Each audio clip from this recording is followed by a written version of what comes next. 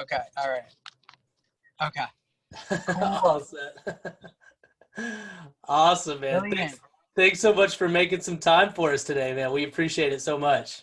Yeah, I love it. You know, it's like we got this nucleus, I feel like, you know, the universe is putting us all together.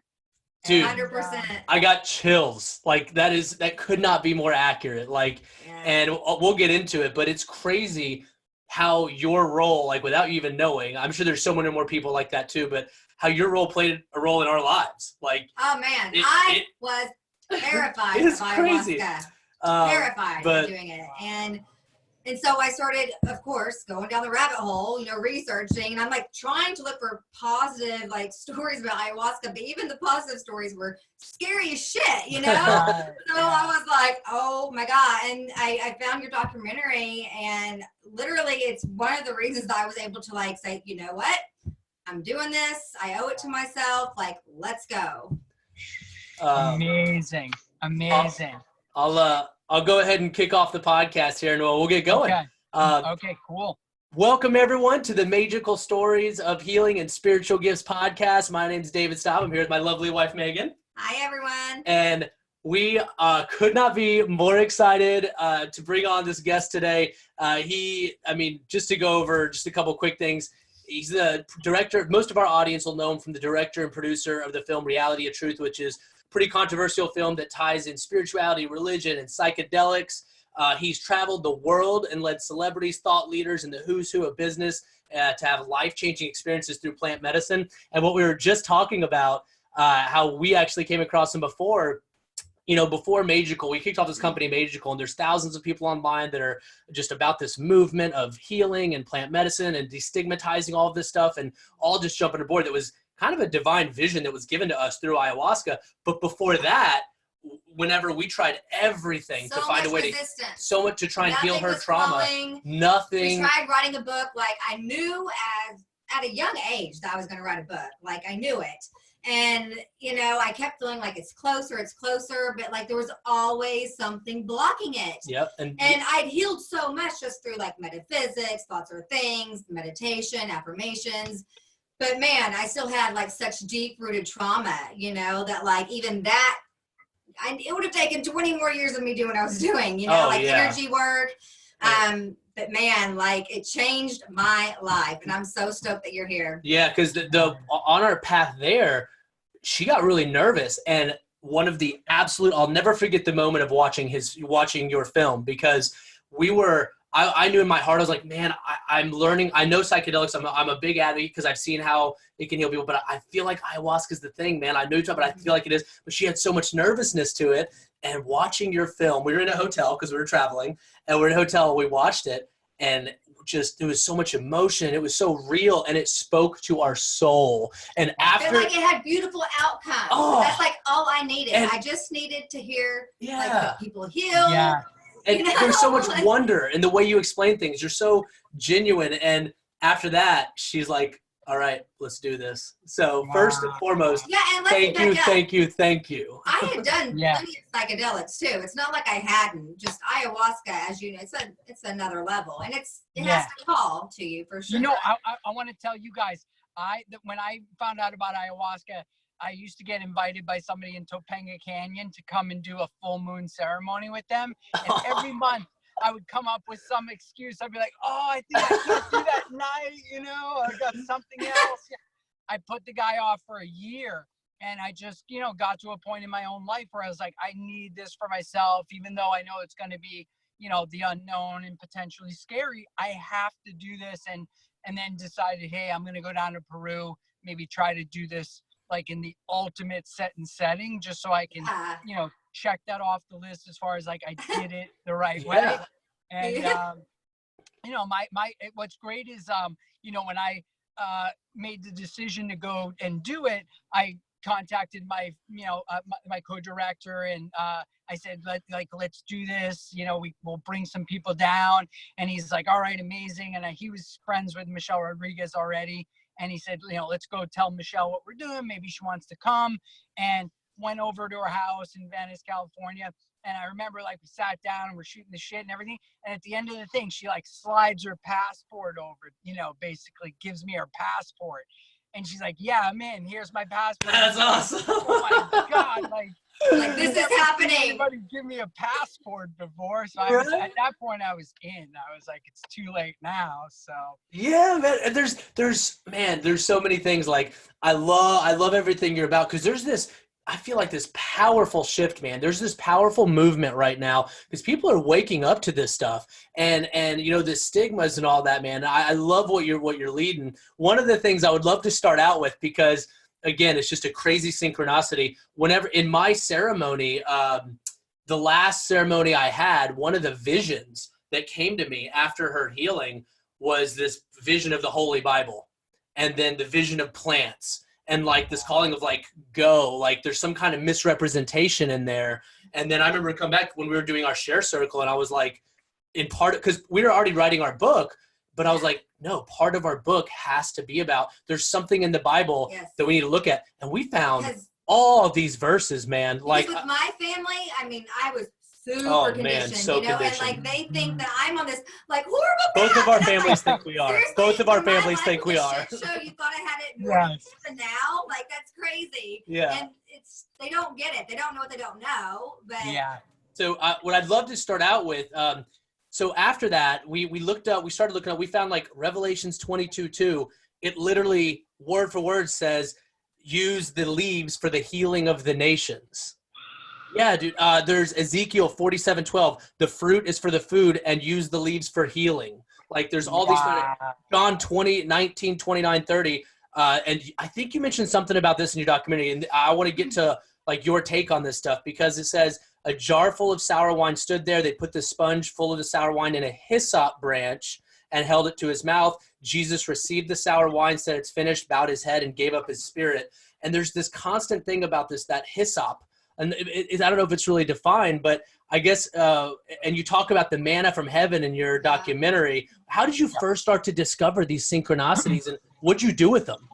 Well, you know, it's interesting. It's like I was having my own midlife crisis, you know, of like, what do I do with, you know, my life? You know, how do I go deeper into myself? Because I realized that I was happy, but I wasn't like totally fulfilled. I wasn't vibrating at my own frequency, and I was just like, I have to go there. I started making that decision that I was going to try to go deeper, and as I had that realization, it's like that's when things start to occur to you, you know, as I started to read things and things, you know, psychedelically. Then of course, as I'm reading this, you know, the Bible, I'm like, wait a minute, like this sounds like what is the mana? Like that's crazy. Right. Like No one asked that. If, you know, what if, and then as soon as it hit me that that's really probably what it was, then you have this whole thing where you're like, oh my God, like, what if the whole world's based on the opposite thing? And yes. You know, and for me, like the craziest thing is that, you know, when I went and did ayahuasca and I had this conversation with God and I realized I was talking to a woman, it's like now I come back and it's like every time you know, you're on the TV or you hear somebody talking or you see a billboard and it says the Father, he, him, and I'm just like, nope, like it's a she, and no wonder everything's out of whack. Like, how do you put a man so high up above a woman when I was with God and it was, let's say, at least 50% a woman? Mm-hmm. So, you know, when you start a society and all the institutions that come from that based on like a fundamental flaw at the bottom of it, everything is just, you know, it's useless. And I think that's why we're having, you know, all this problems with, you know, men controlling society, all these things that we're watching happening is because at the core root, when you're with, and again, it's a direct experience, because if I was saying this, you know, years ago to you, you'd be like going, maybe. But when you have the direct experience yourself, and then you're like, oh yeah, that was God, that I was sitting in God consciousness. And now let me realize that when that, you know, fundamental basis of who I am is with me, now, you know, you almost feel like you have a secret, and you have a kind of strength where it's like, I'm not basing my reality on this flawed interpretation. That's number one. And then if that could be wrong, well, now I have to question absolutely everything. Yes. Oh man, I'm so following you.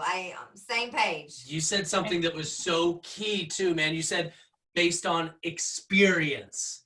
Like, yes. That's the thing. Like, yes. I got so much shit from like family, because I came back and I'm like, we mentioned Mother Earth. I said Mother Earth because I remember them saying Mother Earth is real, was like the worst and thing we could have she's done. alive, and it might have been the same thing you're talking about in that sense, but it was this feminine, and she's alive, and she needs to heal, and all this, and I came back and I said the words Mother Earth, and man, you would have thought I demonized religion. I got so much crap from family that are still like, but it's based off of experience. People have, there's nothing wrong with theories, and I'm not, everyone can have their own beliefs. You believe a certain way because you were conditioned to believe that way. I experienced it, like, talk to the hand. Right.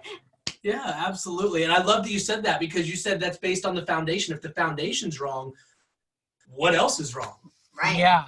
I want to tell you, like, my macro sort of thing that I've kind of come to terms with in my own mind is that, I think what's happening right now in the problems of society and individually the problems that everybody's having, myself included, is I think we're lacking a certain amount of empathy. And empathy to me means something different than having compassion for people, having, concern for other people. Those are at a surface level. And what happens is I've noticed that the only time I've ever seen somebody get instantly more empathy is when they have a near-death experience, or they have some major breakthrough with a catalyst like ayahuasca or San Pedro or Ibogaine, where it breaks them through. They come out with a new amount of empathy. And what I mean by empathy is like they've actually had the direct experience of being in that other person's shoe, feeling what it feels like to be somebody else. And when you feel that, now you have empathy. And if we could, as a group here, and I'm talking to everybody watching and you guys and everybody, if we can get a critical mass of people to go inside their minds, trust nature, and not take it too seriously, but if we can have them go in with that approach, they're going to come out with elevated empathy. And if we get enough people, we could solve any problem really easily. Violence, eco-destruction, inequality, all this. A group of people with empathy could fix that no matter what the problem was. Oh, that's so awesome. Yeah. That feels like the goal, because, and again, you can talk about it, you can, philosophize, you can train somebody, this is the way, but until you have that direct experience like you guys had, it's impossible to actually put yourself in somebody else's shoes. Right. And I think, these days, a lot of times, like, prior and so forth, I'd want to care, I'm like, oh, I see some story about, homelessness. I'm like, oh, I really care. What do I do? And then my phone rings and I'm like, oh yeah, okay, I'll come over here. Right. And so I'm sympathizing, but my empathy with these catalysts, we have the chance to burst somebody through and leave them just with empathy to be able to put themselves in other people's shoes. So I love that, man. Perfect. And we got to trust nature. I think that's the key. Yeah. Oh, yeah. And we're getting to a point now where, of course there's people that stigmatize it and demonize like the psychedelics, but it's getting to a point now where so many people are so sick, are so depressed, are not finding their answers in society and external things. I had gone, well, obviously conventional medicine didn't work, but like no medicine worked, really. I mean, for like 30 years, I tried everything. Yep. And going back to the beginning, I don't even think I ever made my point, but the reason why I had so many blockages is because I still needed to heal. Like Maegical could not take off until Maegen healed herself. Yep. Yep. It's a powerful medicine. It's amazing. It really is. And, you know, I think like what happened, I don't know if you want to take this in a certain direction, but I'd love to tell you what happened after I came back from. Absolutely. Yeah.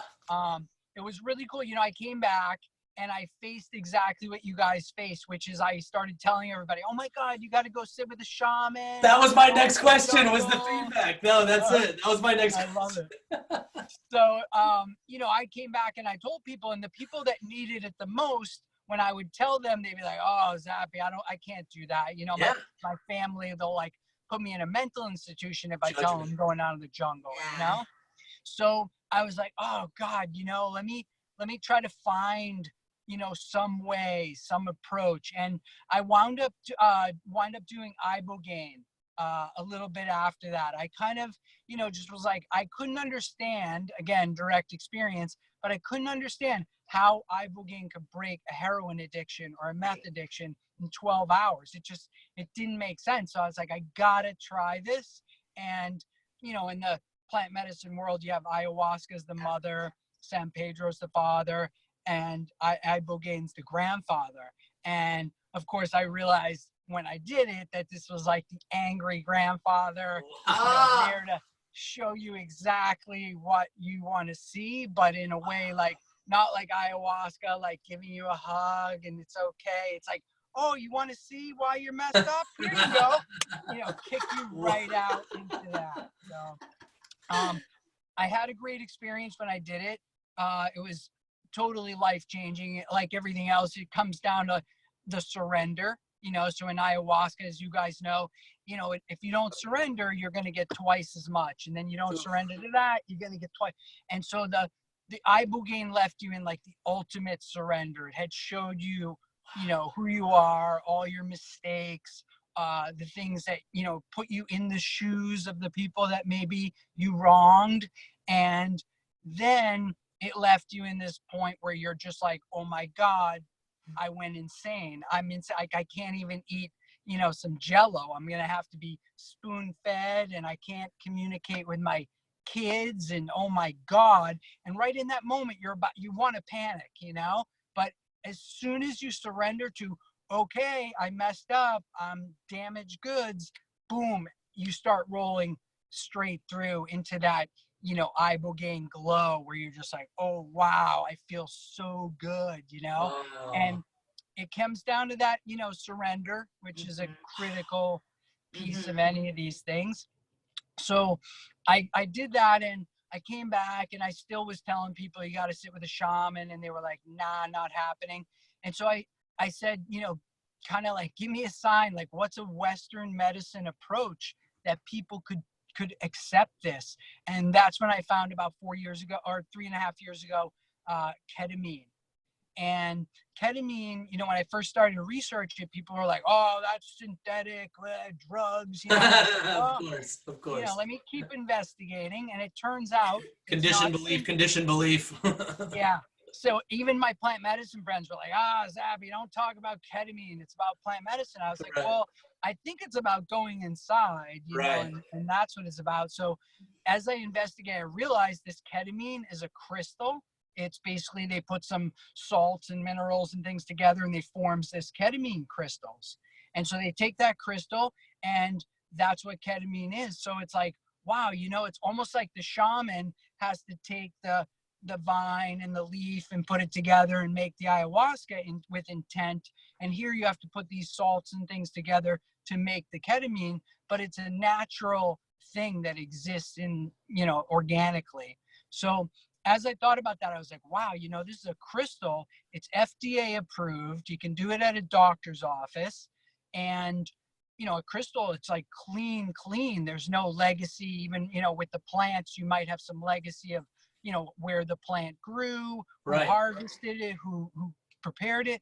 But the ketamine, it's so clean. And then I know you could put positive energy on that if you wanted to. So I basically, you know, convinced a doctor in Florida, you know, that to give me the ketamine. And it was eye-opening because it was almost like a 45-minute ayahuasca experience or a deep plant medicine type experience, but very clinical, the same each time. 45 minutes, and then 15 minutes later you walk out, you go get a smoothie, you're totally good. Wow. And I was like, wow, this is what Western society can handle, is to go into a Western doctor's office, get a medication that's FDA approved, you know, and that's the way it's going to go. And so what happened is I started to sit with a lot of people. I was like the person who sat with the people. The doctor would give the medicine and stuff, but I would sit and I would watch all these people in these, you know, horrific conditions, suicidal, depression, addiction. And the change was so dramatic in the first one that I was like, wow, this is probably like the gateway to plant medicine. Wow, yeah. I get that. Yep. And so the last 3.5 years, I've really been advocating for ketamine. I've really been, you know, just pushing people to try it and have the direct experience, because, you know, a lot of people use it recreationally in clubs and that kind of thing. And people go, isn't that a horse tranquilizer? And you're like, yeah, it is. You can tranquilize a horse with it.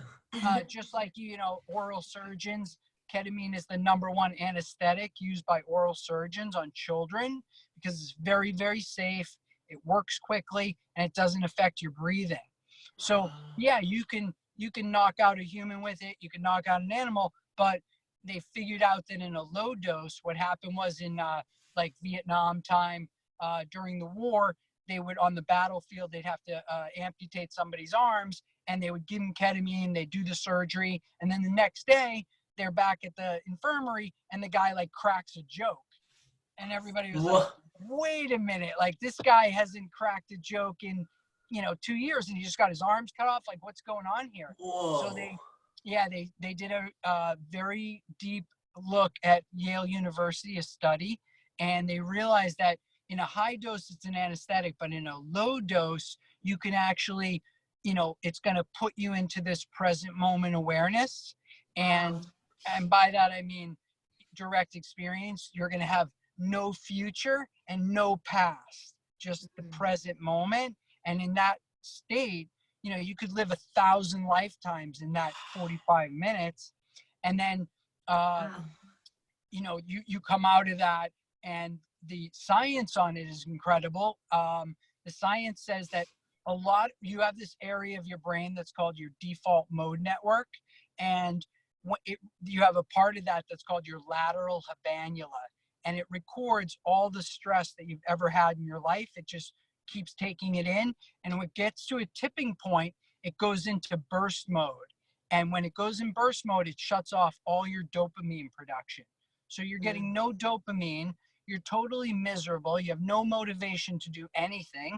And the first time you do ketamine, it wipes that and takes it out of burst mode. Wow. Whoa. Yeah. That's game changing.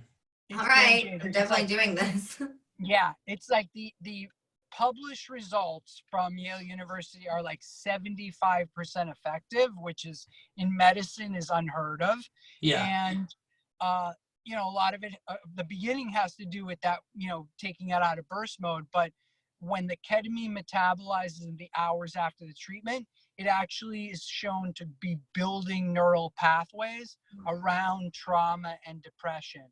And you may have inherited pathways, trauma created pathways. You just keep, you know, cycling everything through that negative pattern, you know? So the ketamine, you know, basically builds pathways around that.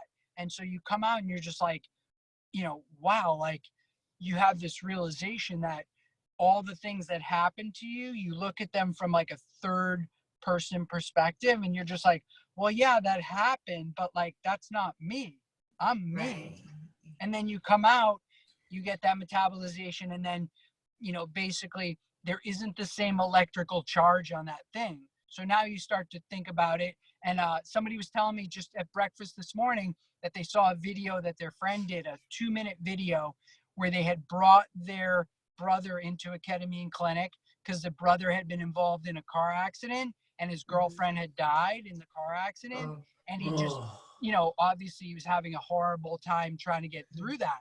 He said he did the ketamine, and during the ketamine, he was like, oh, wow, I just realized it wasn't my fault. Oh my gosh. Yeah, and he came out life changed, first treatment. And you know, the protocol that Yale came up with is you do 6 treatments over 2 weeks. If you have treatment resistant depression that nothing else has worked for, it's going to be 75% effective for those people. If you're somebody like ourselves that maybe has some trauma in their background or some situational anxiety or something like that, that's, you know, really affecting your life, 1, 2, a few treatments of ketamine, you may just, you know, take all of those charges off of those things, and you're just like, okay, I'm good. So it's really incredible. So I started to advocate, you know, and ketamine, and, you know, we've given it with the doctors, we've given it to people with, you know, schizophrenia, which usually a lot of times they're like, don't give any right, medicine, you know? And there's even some contra, you know, indications that may be wrong. It may be just, you know, anecdotally wrong, but we've given ketamine to people who have schizophrenia. They later went and did ayahuasca and Ibogaine, and have, you know, years later, they're still doing great, and they're very positive. Actually, the person with the schizophrenia said that when they did the ketamine, you know, you're in such a place of, you know, of present momentness, that he said he was able to call some of those personalities forward into almost like a group session within, and be able to say to them, hey, you know what? You don't have to get so reactive when this happens now, because, you know, it's not true. We're not going to die if we talk about what happened. You don't need to react this way. Personality number 3, you know? And so it was almost like, you know, and you just think about, you know, we have this opportunity right now with these catalysts, where as more and more of us come together as the nucleus, and we say, hey, let's just keep trying to get as many people as possible to get into, you know, real present moment awareness, be that, you know, ayahuasca, Ibogaine, San Pedro, ketamine. Let's bring them in there, Psilocybin. Let's get them to the right space for what they need. And, you know, we can undo any damage and really, you know, give them that direct experience of, you know, basically vibrating at their own frequency, is how I kind of describe the ketamine. You know, when you do it, you feel this frequency vibration of the ketamine, and it's so, you know, amazing. And then you realize that it's kind of like aligning your frequency back to your, you know, 2-year-old frequency, before people started telling you what to do and how to think and all that. And boom, you're back there, and you're like, wow, you know what? And that, then people start saying something like, you know, whether it's negative or, you know, unfounded or whatever. And you're just like, well, you know what? That doesn't really resonate with me, so I'm okay.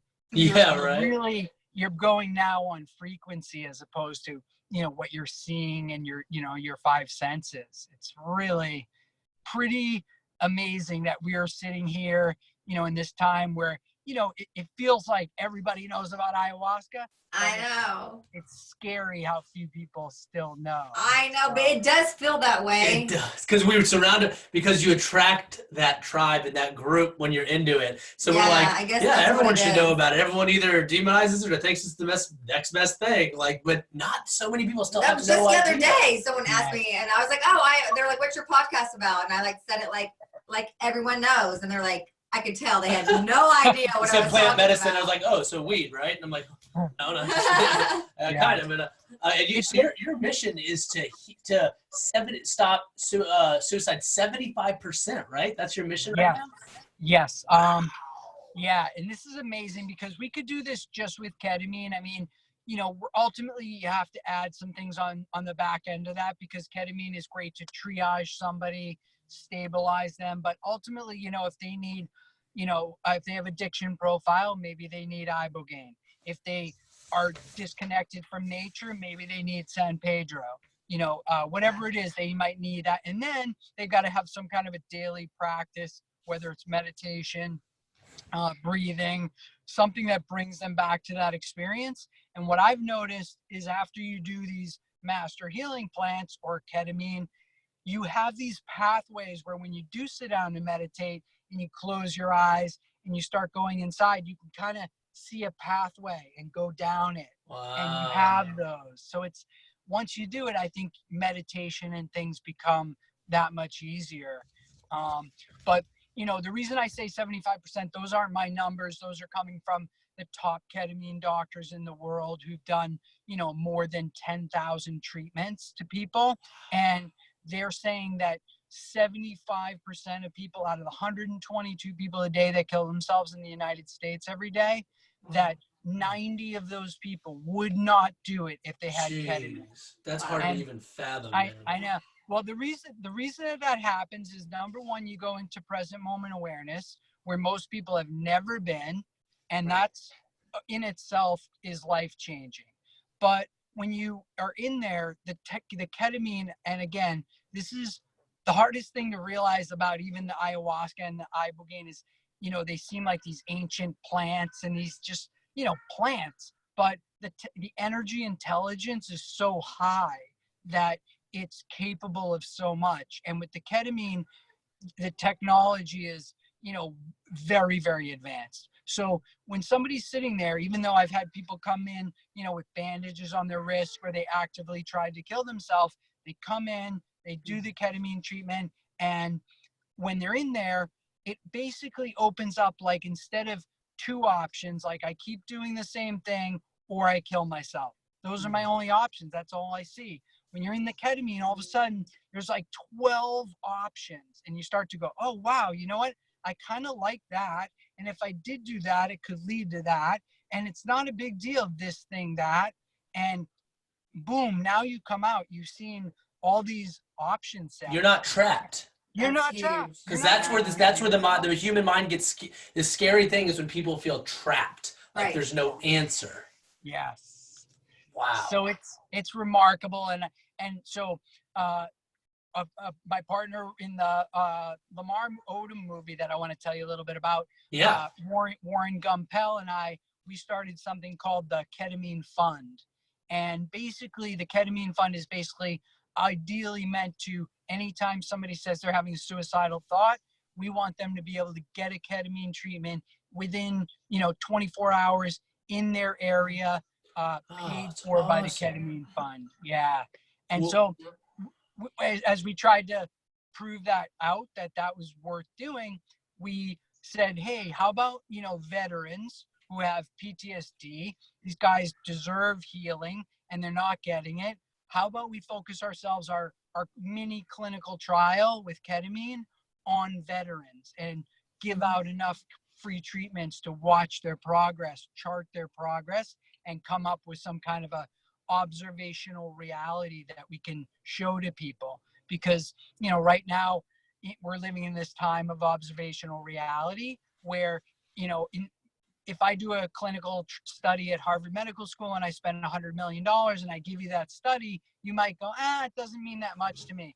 But if I show you Lamar Odom going through a psychedelic intervention, transformation, conscious transformation, somebody sees that and they go, oh, that I accept. Right. So, right. You know, that's so true. So we wanted to have that kind of observational reality for ketamine and for Ibogaine. And so we've been doing that with veterans. The results are incredible. People, you know, coming off of 20 medications from the VA down to 0, just doing ketamine boosters, you know, on a monthly basis. And then the Ibogaine, because, you know, what happened was actually that I was showing the Reality of Truth movie in Florida.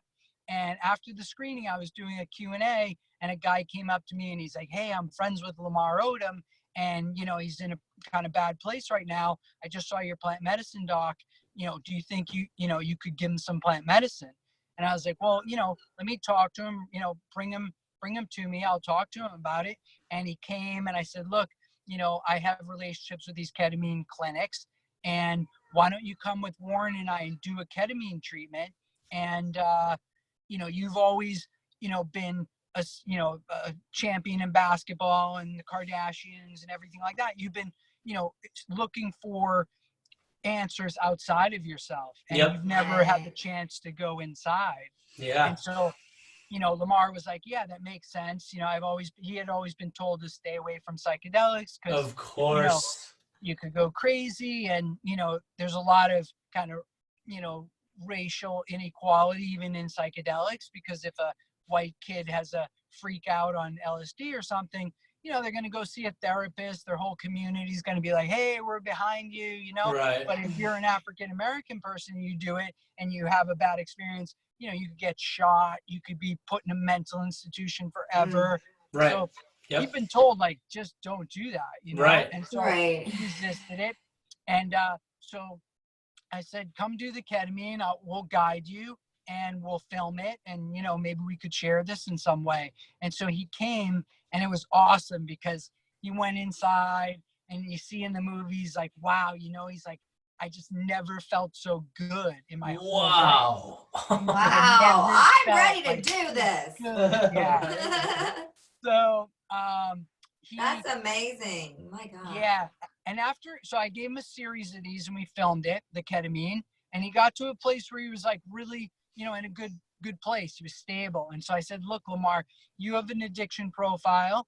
You're an African-American guy. There's an African-American root called Iboga, and you're probably culturally supposed to be having some of this. You've just been cut off from it. Yeah. So let's go down to Mexico. I'll guide you. Oh, so cool, man. That's awesome. Yeah. So he came down there and he did the Ibogaine with the doctor, and it was incredible. He had a transformation because the Ibogaine does like a physical reboot on you and a mental reboot. And so he had this incredible mental experience of, he's had a lot of trauma. His mother died of cancer when he was 12 years old. His grandmother passed away. He had a son 6 months old who died. All this trauma and death. And so he went in there and he actually, you'll see in the movie, he saw his son grow, the one who passed away. Oh gosh, chills. He got to hear his mom's voice, see it he hadn't heard in, decades. He had an experience where in his scariest moment, Kobe Bryant, and came to him, and he like manned up in that moment and was like, no, you know what? This is like Kobe Bryant fourth quarter. Like, I got this. I'm going to ride it out. Wow. And so he had that great experience, and then it does this physical reboot. And when he had his coma, and what he had happen, in the coma, he had 12 strokes, 6 heart attacks, kidney damage, liver failure. Like these doctors in the movies, like we didn't think he was realistically going to ever be the same. Right. Just never mind play basketball, but just walk, right. And so on the 36 hours after he had the Ibogaine, we were driving back to LA in the van from Mexico, and he's sitting there and he goes, you know what? He goes, I feel so good mentally and physically. He's like, I think I can make a comeback in professional basketball. Shut up. Like, what? Yeah. And his trainer, his bodyguard trainer was with us, and they got in the van, and he's like, Lamar, take it easy, dude. You have to work out 4 hours a day. You can't be smoking weed. And Lamar's like, I know what I got to do. I'm doing it. And we were all like, wow, okay, whatever, that's major. And 4 months later, he played in a professional tournament in Dubai. Dude, that's amazing. Oh my gosh. He brought, and just one time, right? Just one time. One Ibogaine.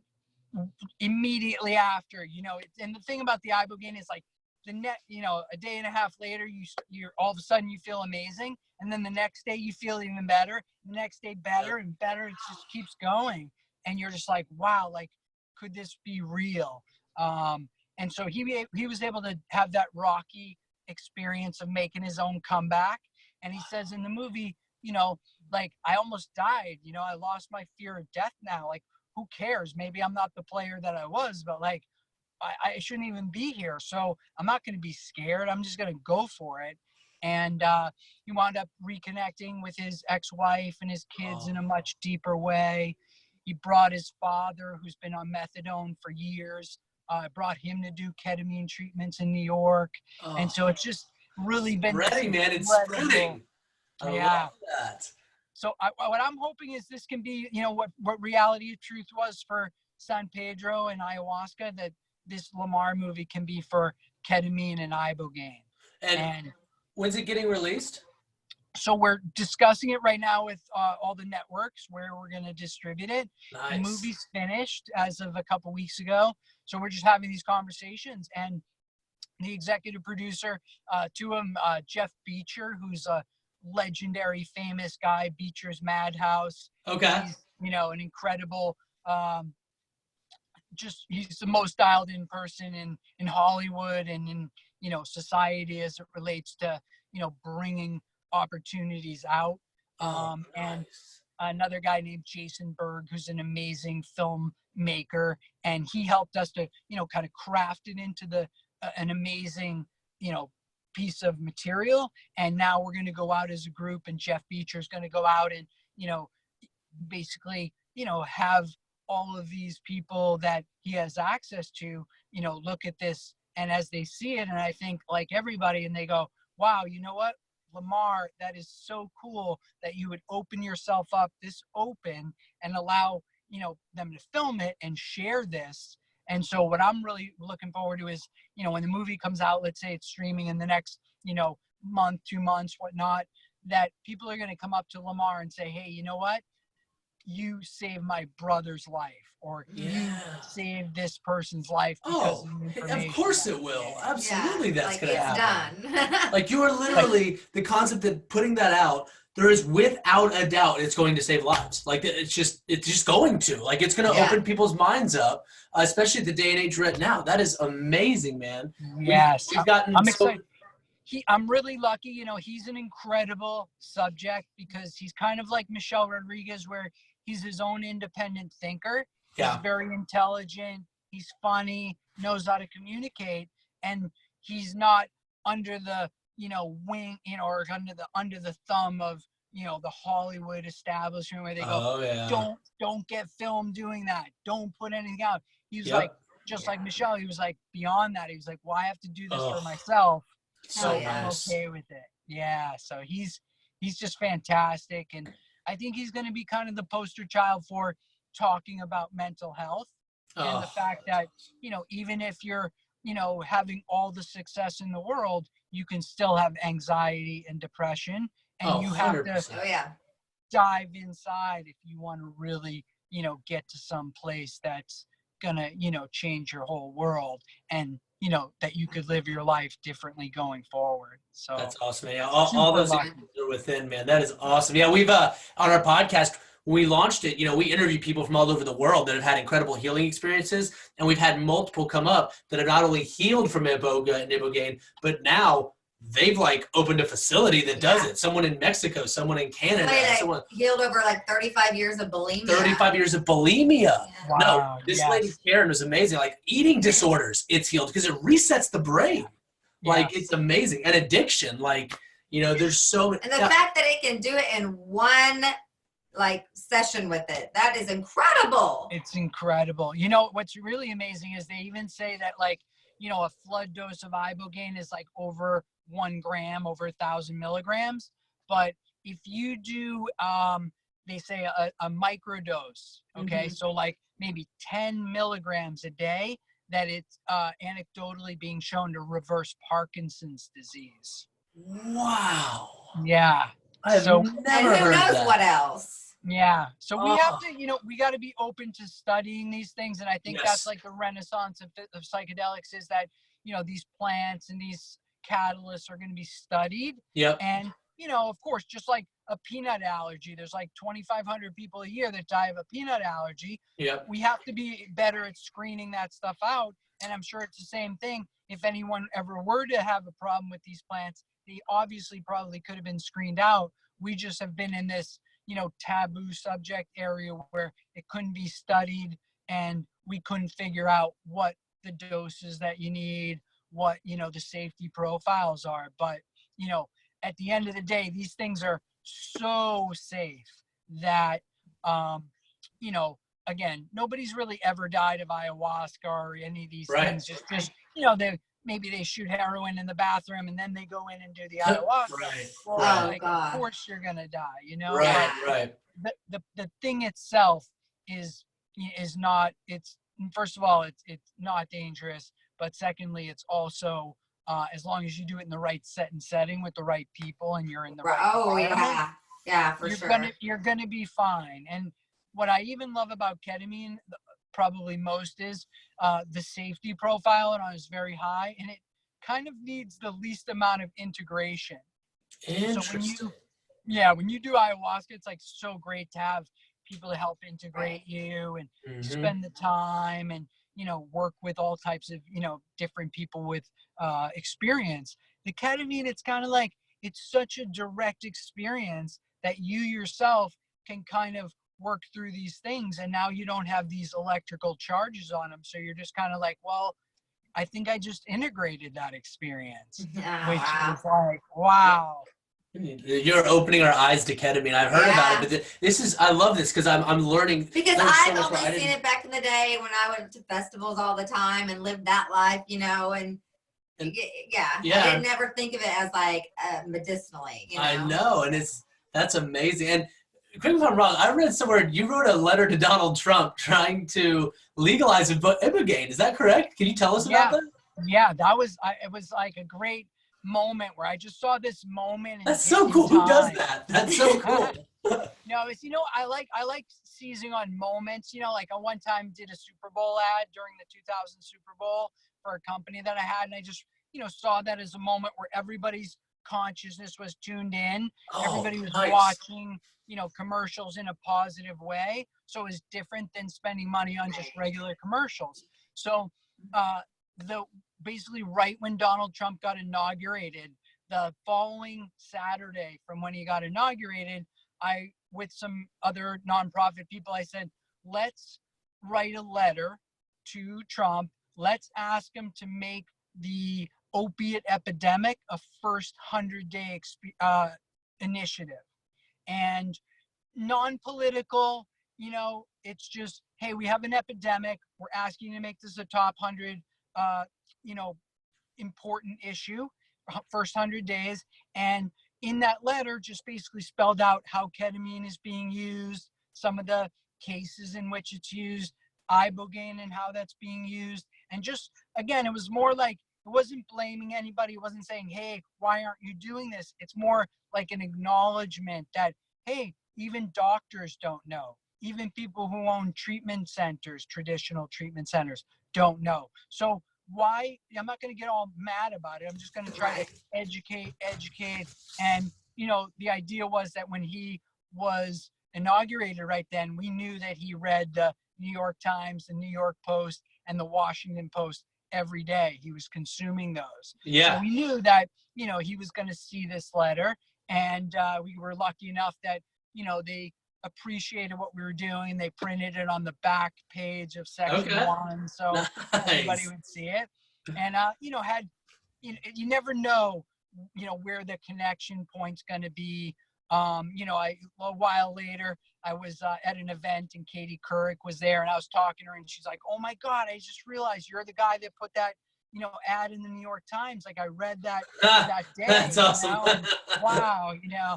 And so you don't really know where the, you know, these puzzle pieces are going to get slipped together. But I think it's just like our responsibility, mine, your guys, to do like what you're doing, which is not just to have the conversation with each other and your friends, but you're like bringing this camera, this podcast into your house to share it. And that basically to me means that, you know, you're going to get that much more for yourself because you're sharing it out like this. But it's almost like a responsibility to say, hey, once you have this information, you can't really assume other people have it. You can't assume that it's being, you know, there's a conspiracy to keep it down. It just really may be that we've been told a certain thing that maybe made sense a long time ago. Like, you know, I'm sure back in the 60s, you know, when psychedelics started to happen, of course, Vietnam War and all that, the government wasn't very happy about people free thinking all the time. But at the same time, they said, well, you know what? We don't know what this is going to do. Oh, might have cut out here. Let me see. Came back to it. They just, you know, realized that it was better for the, whatever the military industrial complex to exist as it is and not have a lot of people questioning what's going on. Yeah. So they decided to just they never dealt with it, and so here we are getting the direct experience. You guys are getting direct experience, and now we share that out. Yeah. And you guys basically probably know more than 98% of the population. So well, we feel like, I mean, it's like this is like on the path of our purpose. 100% like everything our changed. purpose. Everything changed. It's 100% our and like purpose. we want to study the plants. We want to know all the plants. Like how you do. I want to try them all. And I mean, we just feel truly called to go down this road. You know? It was crazy. In my ceremony, I remember going up and I was talking to this divine being, and it was. I assumed it was Mother Ayahuasca, but it was very feminine. It was very feminine. Yep. It was like, what do you want? And all I wanted was her healing. And I was like, all I want is my wife's healing. And then I remember it shifted, looked over, and it was like, it'll happen. But with that comes a responsibility. And that's when it was like, take this information, like Mother Earth needs healing. People need healing.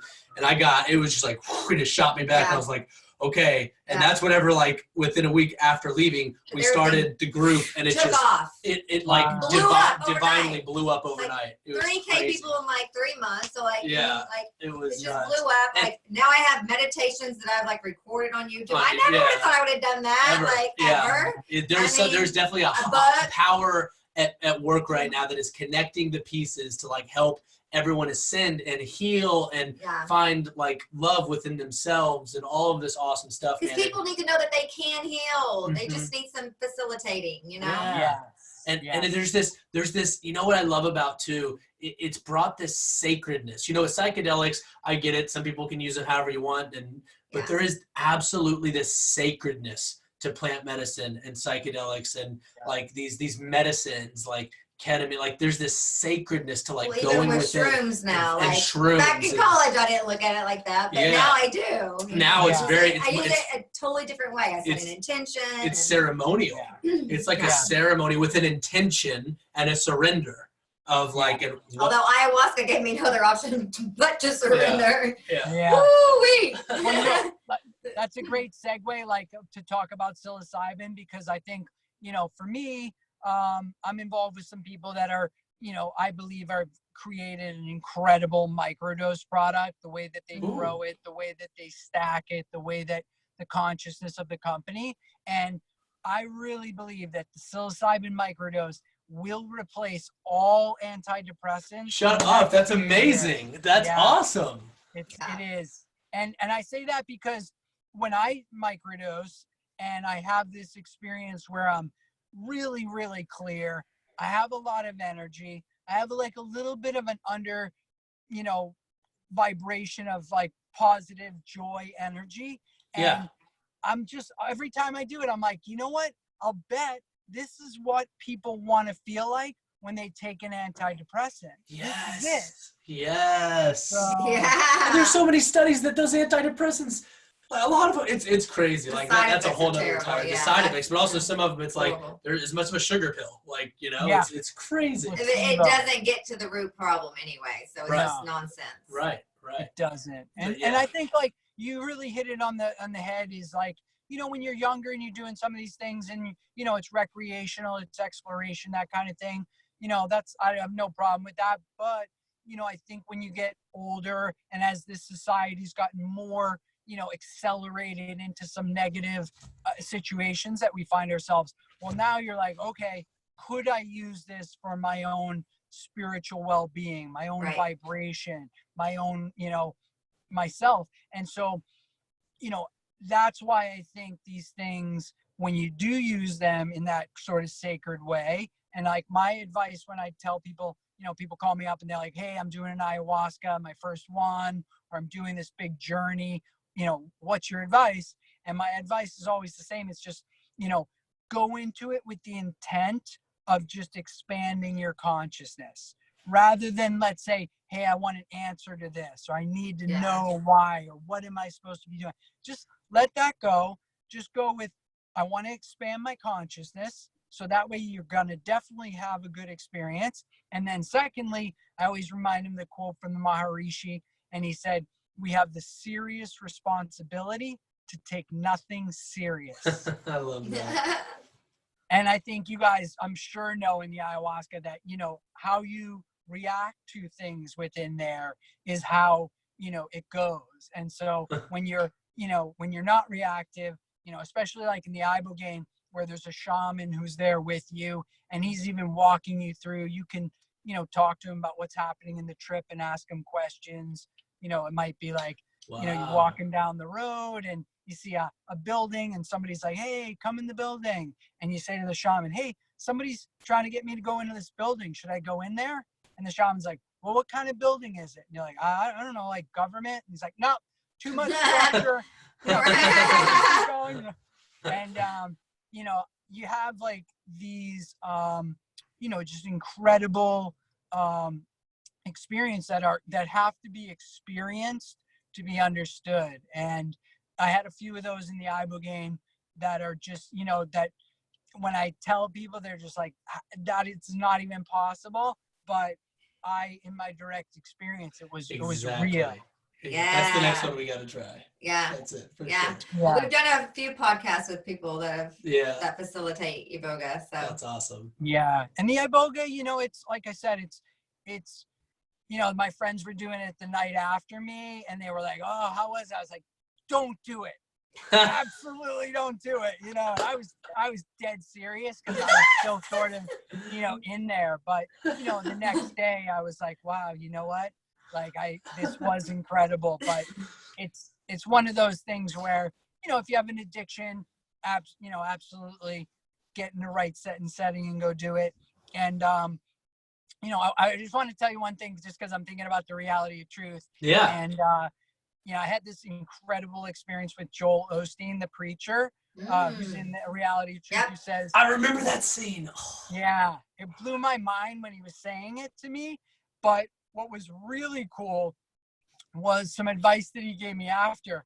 And he said, you know, and this has stuck with me every day since then. He said, you know, you have to think about, you're obviously passionate about, you know, psychedelics and what they can do for society. He's like, you're going to have to do what I do, which is that, you know, I'm a Christian and I even have Christians that don't like me. They don't think I'm telling people that they're going to go to hell enough. I know. And yeah. He's like, you know, we're all Christians and they don't like me. He's like, so you have to just get set in your mind like I did, where he said you have 25% of the people, they love you no matter what you do. They love you. Then you have 25% of the people, they hate you no matter what you do. If you cure cancer, they're going to say, you know, you're putting cancer doctors out of business. Right. But he's like, you got this 50% in the middle that you could affect and bring over and create your critical mass that you're trying to get to. So just ignore the people who love you, ignore the people who hate you, and just focus on that middle. And that's so good. You know, that middle to me is like young people, you know, who haven't been as jaded and haven't seen these things. And if we can go towards young people and bring them this message and bring them over to our side, we don't need to worry about these 25%. They'll come over by osmosis. But it was so cool because right when Joel said that, I like hugged the guy. I was like, thank you, because I'd always like, whenever I'd go on a rant, people be like, oh yeah, good luck getting so-and-so to do it. And I'd be like, no, but blah, blah, blah. And then I realized like, I don't need them to do it. I'm not even focused on them. I just want to talk to the people who could get it. So. That's such great advice, man, because it's been crazy. We're, you know, we're still establishing ourselves and growing with our company, Maegical, but it's all about, you know, healing. And a lot of it's about that plant medicine and already getting, you know, those haters, those negative people. It's oh man, like, and you're that's such incredible advice because. But you know what's been beautiful is after ayahuasca, I don't give a shit what other people think. So it doesn't matter. It does not matter. Yeah, so that is awesome. So true. 100%. What are awakeners? So awakeners is something that came together through Rhythmia and a relationship that they have with Foster Gamble.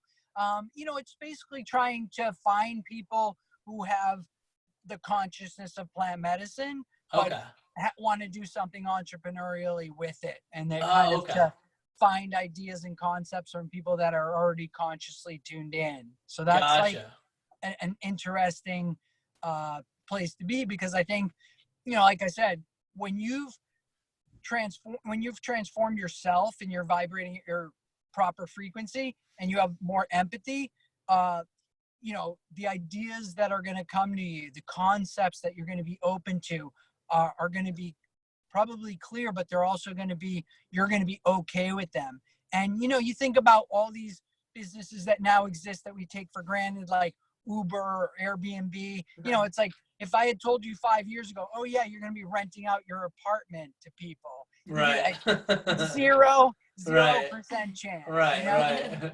Now we accept it as, you know, part of our lives. So that person that had that concept had to be vibrating at their frequency, where when everybody comes at them and go, you know, or the scooter company, that when the lawyers are sitting there in the meeting and they go, you can't do it, people are going to die. And they're like, well, you know, I know that you're saying that, and that's probably is unfortunately true in some few cases, but doesn't mean this isn't going to happen.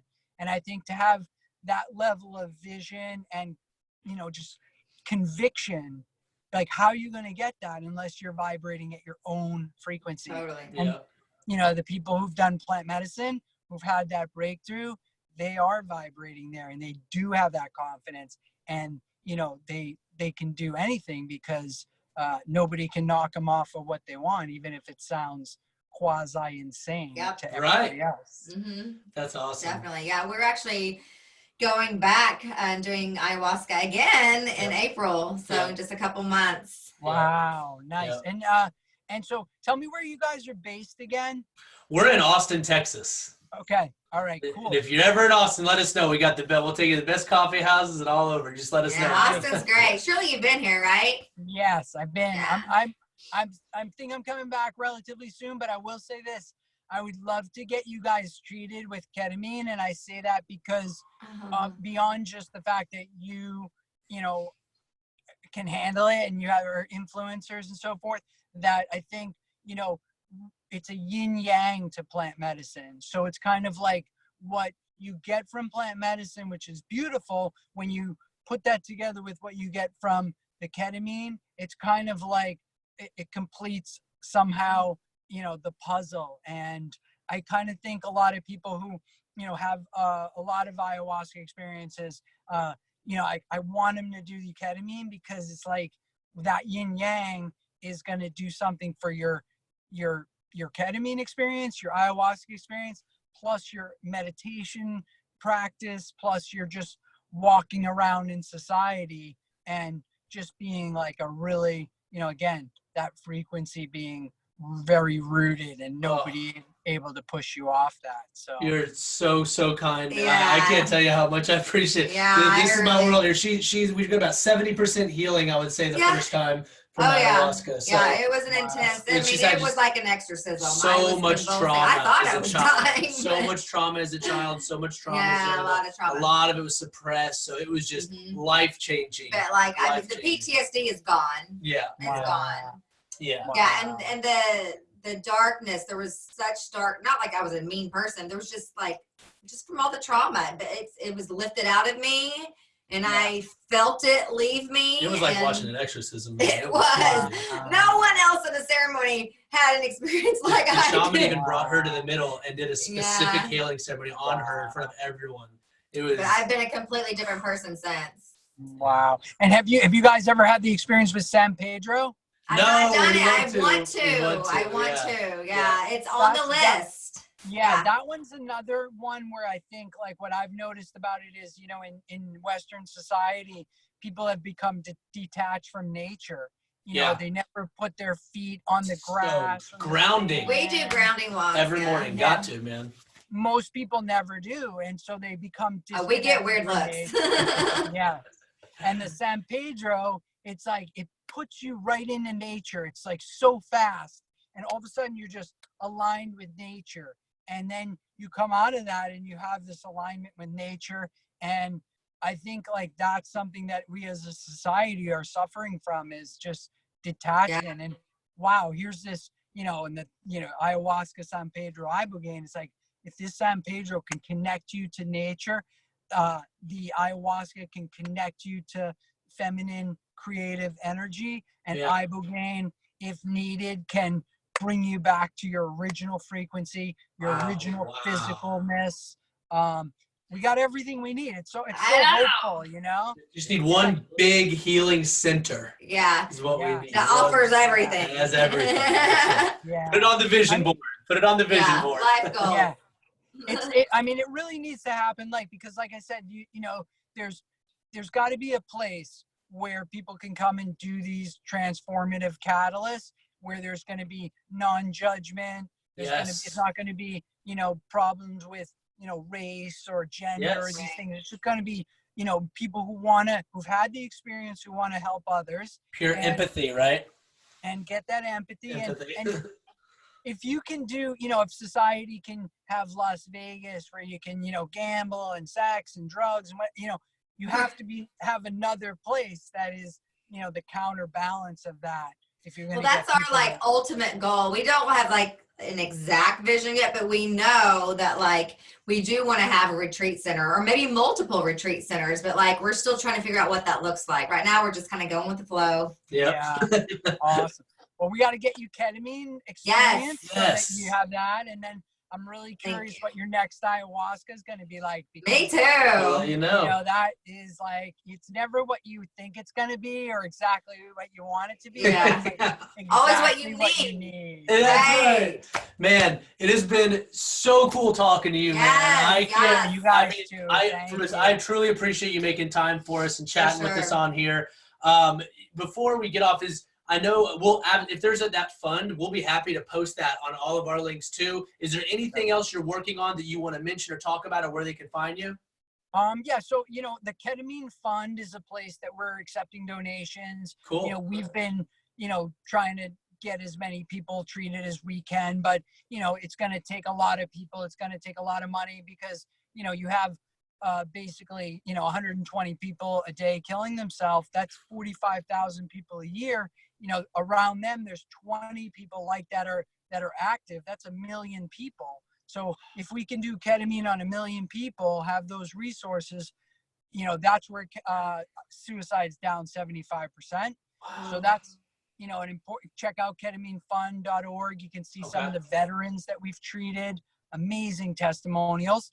And I just want to say, I don't have a website for this, but I just want to put this in the consciousness now trying to, think about what I'm doing and how I'm doing it, for whether it's celebrities or countries or that kind of thing. I'm kind of coining a term that I'm calling psychedelic concierge. And psychedelic concierge is kind of like a concierge in a hotel. You come up to them and you say, hey, you know what? I want to go to dinner tonight. And where should we go? And they ask you a series of questions. They say, oh, what kind of food do you like? Do you want a lot of atmosphere? Would you like to have some music with dinner? Do you like a view? All this kind of stuff. And then they go, aha, okay, you're going to go here. So a psychedelic concierge doesn't provide the medicine or anything like that. Again, I'm not a doctor. I'm not a shaman. But the concierge, what they do is they say, okay, they talk to you and they say, this person seems like they're disconnected from nature. Let me do this. Let me triage them with ketamine. Let me get them to a San Pedro ceremony. Let's get them doing some transformational breath. And that formula that each person has is unique to them.